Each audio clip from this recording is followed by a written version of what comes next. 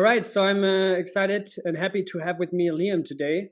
He's actually also a fellow crypto YouTuber. I should even say Cosmos YouTuber, and there are not too many of them. So I'm really happy to be talking with you today. It's called Confident in Crypto. Please check it out on YouTube. And also, I think you're pretty active on Twitter. So I'm going to link all your profiles below. But man, first things first, thanks for taking the time. How is everything going? It's going great, honestly. Thanks for having me on here. It's finally good to speak to a fellow Cosmos YouTuber. Yeah, that's really cool. And I made also a tweet a couple of weeks ago where I said, like, man, I need more people to cover Cosmos on YouTube because there's so much going on, and most people don't even know how big the ecosystem is. That there are like so many sovereign blockchains, and we just talked about this in our previous conversation, like Terra, Secret Network, like Akash, yeah, Chain, right? So many, even BNB is built on a Cosmos SDK. So there's a lot of cool things there. But today we want to get down later in this session to one specific project that recently also came on my radar, and that is Persistence. And the Persistence community is pretty active. That's always a great sign, you know, when people are actively reaching out and trying to not shill their coin, but basically try to raise awareness of the project and say, hey, this is a cool thing, you know, let's try to build something together here. Let's work together on this. You know, you can become a part of this. And I always say this also on my channel here. There's a lot of ways how you can get involved in crypto that goes way beyond just speculating on the coin price, right? So that's always a cool sign. But before we get into Persistence and some Cosmos projects, Ben, tell us about your Cosmos journey, or I should say crypto journey, but then how you ended up in Cosmos, and also why you're so excited about Cosmos in the first place.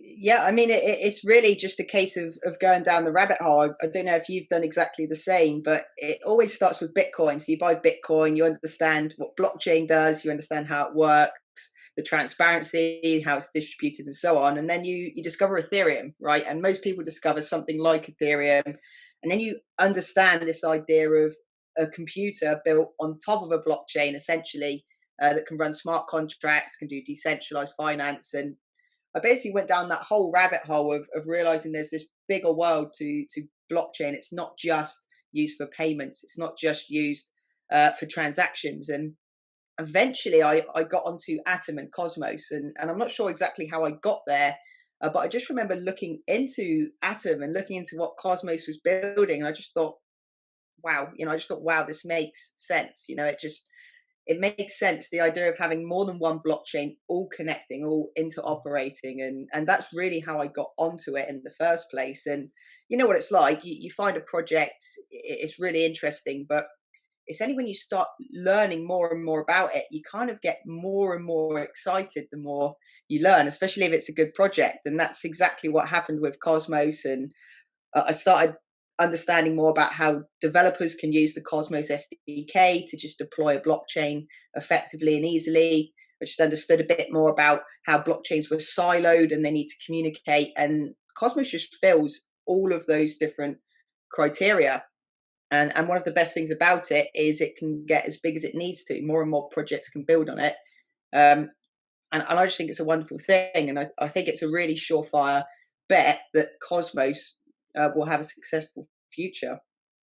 Yeah, I agree. I think also the whole ideology of building the internet of blockchains, as in trying to build a layer zero that connects all sovereign blockchains that are being built, right? Because the trend is pretty much clear right now, right? So there's, I think right now, 10,000 plus coins on CoinMarketCap, right? You can't even catch up anymore. There's so many coins. Yeah. And most of them, most of them are still probably on Ethereum, but there's also a lot of sovereign chains now coming out, right? Yeah. Even different technologies, different versions or variations of decentralized ledger technology that don't even have to be blockchains in the traditional sense, right? You have a lot of DAGs now coming up, directed acyclic graph technology. Casper, for example, brand new chain that is also implementing heavy sharding and is basically a hybrid between a DAG and a blockchain. Like, there's so many cool things, and the bottom line is that we need to connect them all. Otherwise, there's no. It's all like isolated islands, right? And you don't have bridges. So we need to have those seamless bridges, and that is what I constantly talk about, and you as well in your channel. interoperability, right? That's the name of the game. That's also the whole purpose of Cosmos. But yeah, so before we talk about the ecosystem more, tell us a little bit, because I know, you know, there's moon boys, right? A lot of moon boys watching this, and they're all impatiently waiting for Atom to finally, you know, go do another 100 or 1000x, you know. And sure, none of us is any sort of financial advisor. You should never even listen to crypto YouTubers, right? I think our primary purpose is to help get to information. But why do you think that Atom has been kind of like not so much on people's radar, as in like, oh, I'm going to buy Atom now, it's going to go to the moon? What do you think about the utility for Atom? And do you also think that in the future that's going to change and there's going to be more utility? Yeah, so I think the first thing is really, why is no one understanding Atom? Why is it not in the same spotlight as, say, Polkadot, which you know, you and I had a discussion before the recording about Polkadot and how it's captured a lot of attention and it's done very well. And the simple thing with Atom, the way I've been looking at it and what I've read into, is that they're building. They're just building, building, and building. They're not focusing their attention on marketing. They're not focusing solely on building just solid tokenomics. They want good tokenomics, yes, for the Atom token, but they're actually building an entire ecosystem. They're building a blockchain. They're building tools that developers can use, and they're really thinking longer term. And so in the short term, I think people just haven't had the exposure to Atom to really understand it as quickly and get as excited about it as quickly as, say, Polkadot. So I think that's one of the reasons, firstly. But I think also that the second thing is we just didn't have that DeFi ecosystem. And I know you said we're going to talk about the ecosystem as we get a bit further into the video, but really we just haven't had that DeFi on the Cosmos hub. So as you know, we've got many different blockchains on Cosmos, and you know, Terra's done really well, Thorchain's done very well, but people haven't really made the link that these are part of the Cosmos ecosystem and the Atom token. So we kind of just need that DeFi ecosystem to come onto the Cosmos hub in the form of the Gravity DEX, of course. I think we've got Osmosis as well. I think that's another one coming soon. That's going to be a decentralized exchange, and that DeFi hub will create a network effect where you're going to get more adoption, more users, more value accrued through the token, and then you're going to get a buzz in social media. So I think it's coming. I just don't think we've seen that DeFi ecosystem fully deployed yet, and that's what's led to the delay, essentially. Yeah, that's a great point. And I think also around this time a year ago, we started with the first DeFi summer, right? That basically came out of nowhere, and it was the rise of Synthetics, Aave, Compound, right? All those Ethereum DeFi blue chips. But this time it could be that cross-chain DeFi products, cross-chain derivatives marketplaces, cross-chain liquid staking, interchain staking. Like there's so many cool things that you could do if you have interoperability, and Cosmos being on the forefront there, I think is in a very, very well position to potentially even, you know, thrive and flourish during this bull cycle, this next alt season, or DeFi season, I should say. So that's at least my kind of like anticipation. I can be completely wrong with that, but I think the fundamentals, and also like we were saying, the Gravity DEX, Osmosis, all those products that are just small pieces in that giant Cosmos DeFi puzzle are coming together actually as we speak. I think Gravity DEX is launching in the next 4 or 5 weeks. Osmosis is launching actually in 2 weeks. So exciting times. But so now we talked a little bit about Cosmos, and you also dropped already one project that is called Terra, that is also built on the Cosmos SDK, and it's a pretty large project in Korea. They have a lot of smart money there that is also backing Terra. They also partnered up with Chai, which is one of the largest mobile payment platforms in Korea. So they have access, or actually users, more than 2.5 million, or I think nearly 3 million users that have access to the Terra station, Terra platform.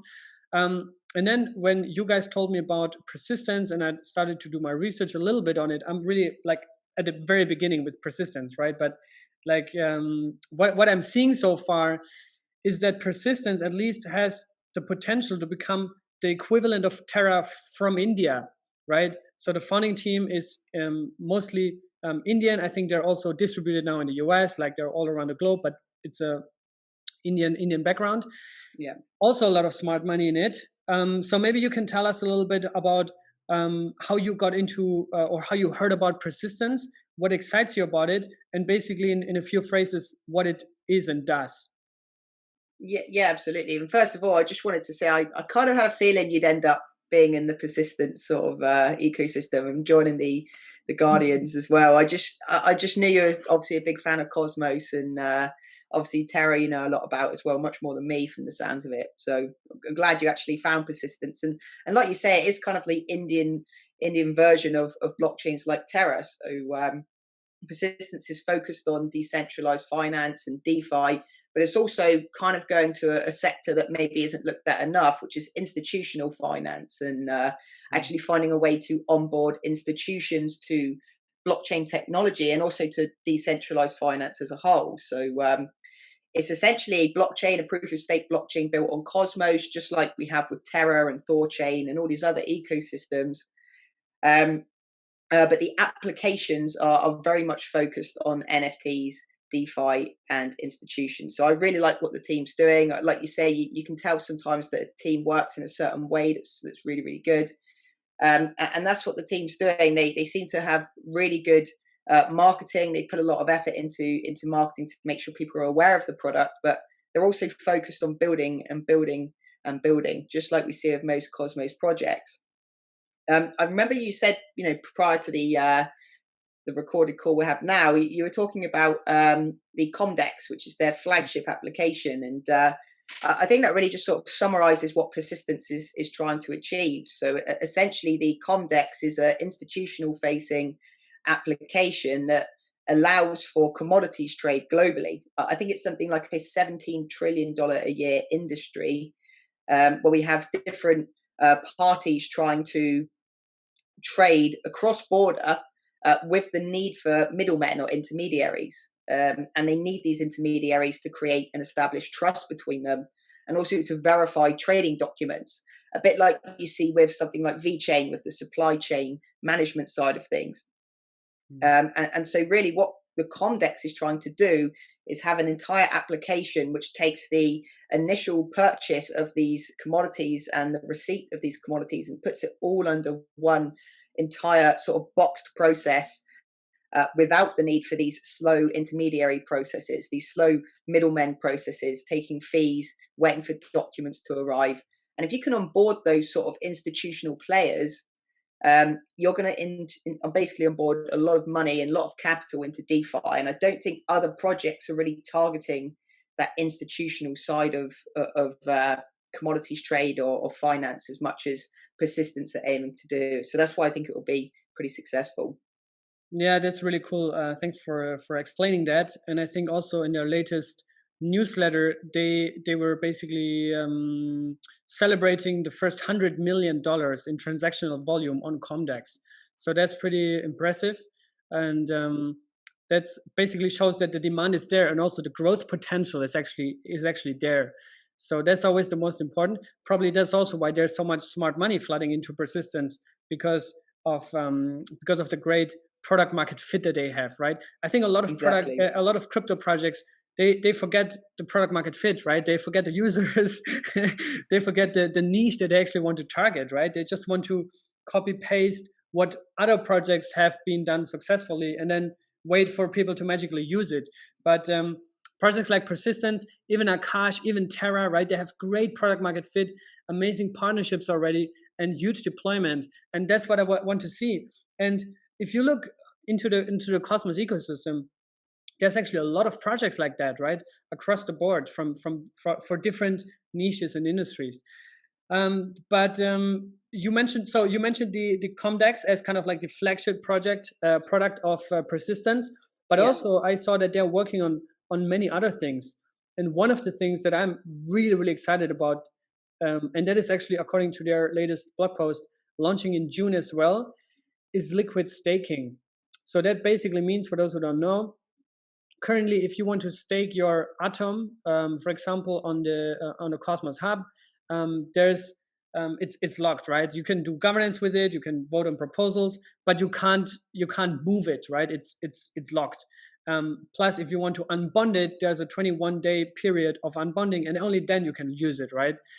So the persistence guys, they try to resolve that by implementing something that makes it liquid, right? So that even you have staked Atom that usually you couldn't use, now you can use them. You can maybe even use them on Ethereum chain, on other chains, and you do DeFi with it, generate another source of income or source of revenue, I should say.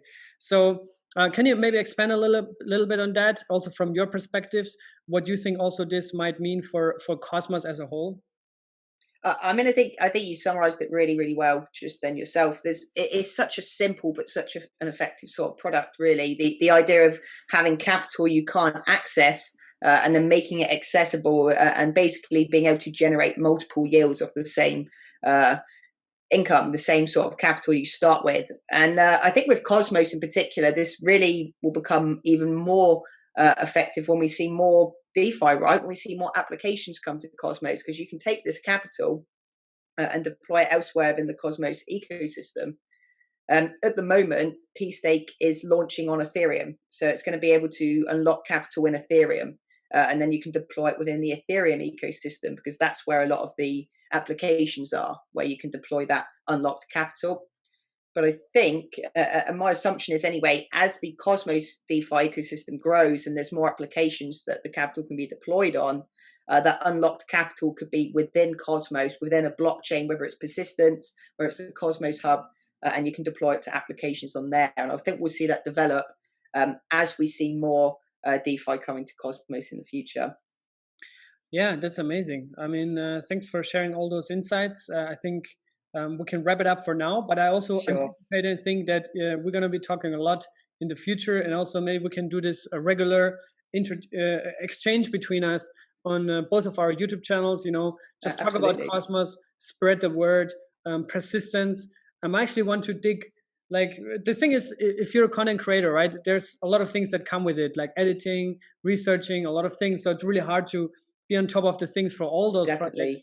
Yeah. But diving deep into one or two, I think, is a great thing, especially within the ecosystem that we're mostly active anyways, right? So thanks for tuning in, man. And maybe you can share some final words, like how people can find you and what's the best way to get in touch with you. Well, firstly, thanks for having me. It's been a pleasure, honestly, and I really respect what you're doing. So I'm sure your following already follows you, but if they're not, definitely check out all of Crypto C2's videos.